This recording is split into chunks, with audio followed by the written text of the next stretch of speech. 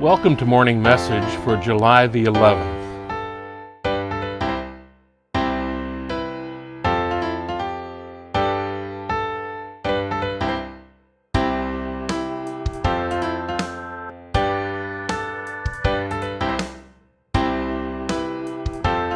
You know, it was way back in March. It seems like a lifetime ago. But it was way back in March on a Saturday morning when probably about 6 or 7 of us gathered in the church at St. Paul's Church to sanitize the church for the next day's worship. And as we began, we also discussed the possibility of closing. And we chose to close the church. We did so for a number of reasons.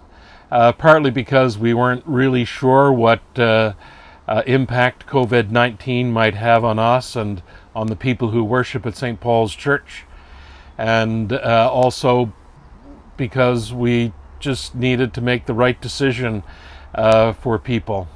And I think I said at that time, as difficult as a decision as that was, and it was a tremendously difficult decision for us. I've never been put in that kind of situation before. But I kind of paired that off with the idea that I'd much rather cancel worship on Sunday than to preside at a funeral on Wednesday that I could have prevented. That's essentially the logic that went in to canceling those services for me. And that's the situation we've been in since. We've gathered in the church to live stream morning prayer services, and thankfully people have participated by watching the live streaming on Facebook, or later that day on Facebook or our YouTube channel. And we're very thankful for that kind of participation and support that we've received. On Tuesday just past, the parish council made a decision that I think is probably even more difficult than the decision that was made to cancel those worship services back in March. And that was the decision to reopen our church for in-person worship. Whatever we do, it's not going to be the same. It was a difficult decision for that reason, but also because we're not really past the pandemic. The same reasons or the same issues that existed when we decided to cancel are still very much present in our world and on our island today. And so Parish Council made a very difficult decision to open. I think it's July the 26th is the target date to open. I asked Parish Council for grace, that would be our target date, but if on that Sunday we weren't actually ready, we wouldn't actually do it. And there may be other Sundays, for whatever reason, we don't feel prepared to open up the church on that particular Sunday, and we have to allow for some grace for ourselves. So it was a very, very difficult decision, and I know that it's not a unanimous decision across the parish. And that's really the thing that I want to address today. I suppose to some degree there's an expectation that Christians gather together for worship on Sunday mornings.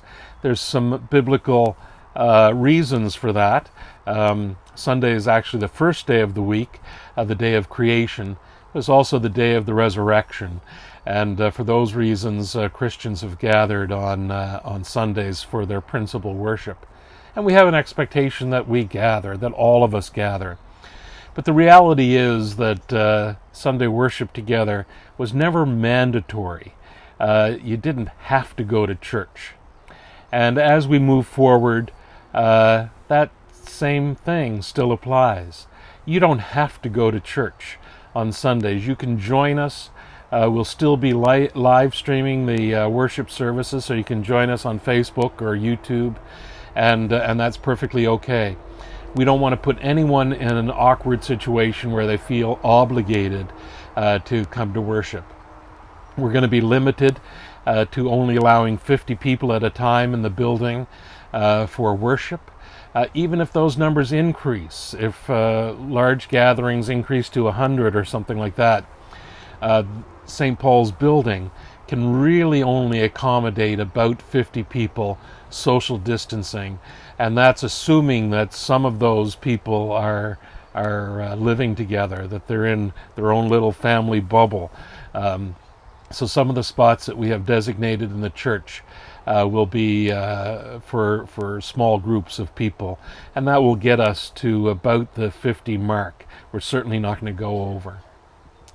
So that's the message I wanted to send today, that nobody should feel obligated, that it's okay to stay home, and people are going to stay home for a number of reasons. They're concerned about themselves or the people that they live with. Their job may require them to be vigilant about where they go when they're not at work, so they don't lose that time in helping others. There's a whole variety of reasons why people might choose to stay at home on Sunday morning during this COVID-19 situation, and that's okay. Perhaps the saddest, most difficult way to think about this, and I think in Nova Scotia, Dr. Strang addressed this yesterday or the day before, and talking about worshiping, that it's going to be a year or more before the churches get back to anything that resembles normal.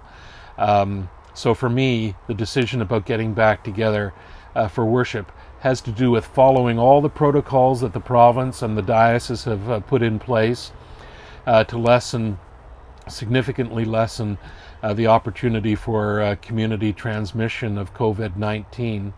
But the realization was that we're not making this decision just for July the 26th. This is our reality going forward for the next 12 months. That includes Thanksgiving. That includes Christmas Eve. That includes next Easter. And that's a hard reality for us to face, but it is the reality that we're facing. And as long as it's relatively or significantly safe for us to gather in groups of no more than 50, then we will do our best to do that and sanitize the church and have all the protocols in place that allow for a safe gathering of people of St. Paul's. That's why it was such a difficult decision. It's a difficult decision to cancel, but it's an even more difficult decision to choose to reopen at this time.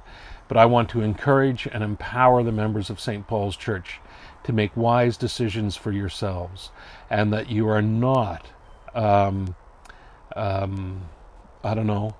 any less a member of St. Paul's because you've chosen to stay at home. If you do choose to stay at home, I do hope and pray that you tune in to the live streaming that we'll still be offering and participate in that way. So as we move forward as a parish, as we move forward as a community, as we move forward through this particular day, I hope that God's blessing remains with you. Amen.